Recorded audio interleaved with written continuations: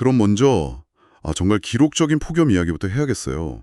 화씨 115도면 섭씨로 46도가 넘는 건데 와, 근데 애리조나가 또 65세 이상 인구 비율이 미국 전체에서 12위로 꽤 높잖아요. 네, 높은 편이죠. 그러니까 이 정도 더위는 노년층한테는 정말 생명에 달린 문제일 수 있겠어요. 그렇습니다.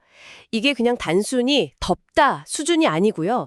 자료 보니까 도로 포장면이나 심지어 차 안전벨트 버클 같은 거 있잖아요. 네네. 그런 표면 온도가 화씨 140도에서 170도까지, 그러니까 섭씨로 치면 거의 60도에서 77도까지 올라간다는 거예요. 헉, 정말요? 네.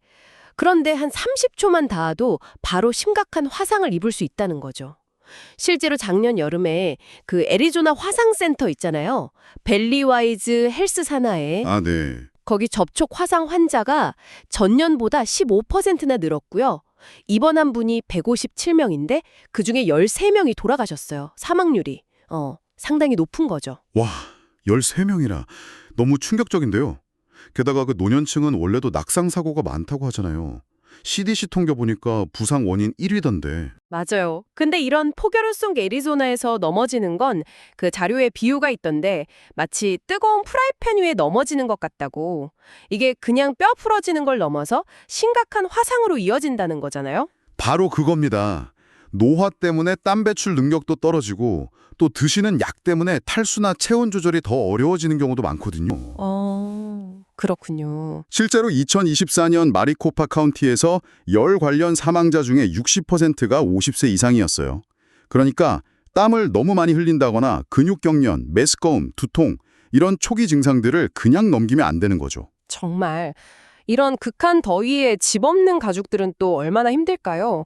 애리조나에서 제일 큰 가족 보호소라는 UOMOM 뉴데이 센터 자료 보니까 수백 가구가 입수를 기다리고 있고 평균 대기 시간이 8주나 된다고요. 네, 이게 여름철이면 좀 늘 반복되는 안타까운 현실인데요.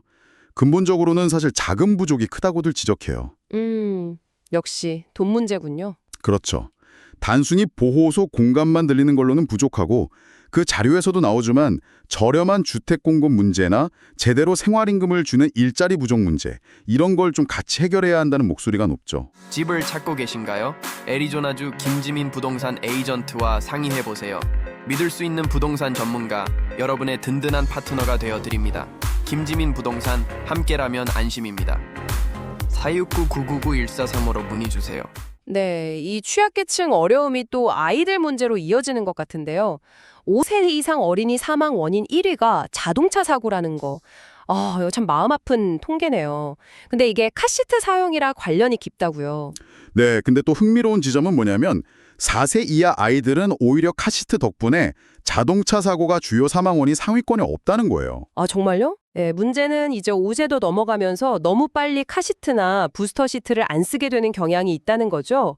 애리조나 법으로는 8세 미만, 그리고 키가 4피트 9인치, 한 145cm 미만은 의무 사용인데 네. 실제로는 10세까지도 필요한 경우가 많다고 하더라고요. 근데 제대로 설치된 카시트가 절반도 안 된다는 통계도 있었어요. 와, 올바르게만 설치하면 사망 위험을 71%나 줄일 수 있다는데 정말 중요한 정보네요, 이거. 그렇죠. 특히 후방 장착을 최대한 오래 하고 그 부스터 시트가 안전벨트를 아이 몸에 딱 맞게 어깨뼈랑 엉덩이뼈에 정확히 위치시켜주는 역할이라는 거 이거 꼭 기억해야겠어요. 네, 맞습니다.